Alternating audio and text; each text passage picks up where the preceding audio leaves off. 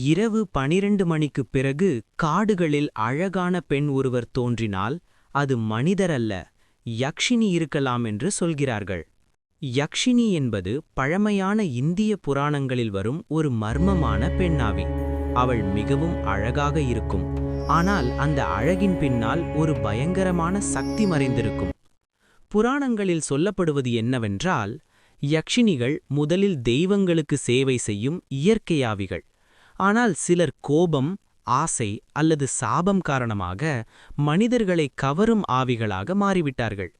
அவர்கள் இரவில் தனியாக நடக்கும் மனிதர்களுக்கு அழகான பெண் போல தோன்றி அவர்களை மயக்கி வழி தவற செய்கிறார்கள் என்று பழைய கதைகள் சொல்கின்றன. அதனால்தான் பழைய காலத்தில் பெரியவர்கள் ஒரு எச்சரிக்கை சொல்வார்கள்: இரவில் தனியாக காடு அல்லது வெறிச்சோடிய இடங்களில் செல்லாதே. யக்ஷினி உண்மையா இல்லையா என்பது இன்னும் ஒரு மர்மம். ஆனால் அந்த கதைகள் இன்றும் பலருக்கு பயத்தையும் ஆச்சரியத்தையும் தருகின்றன.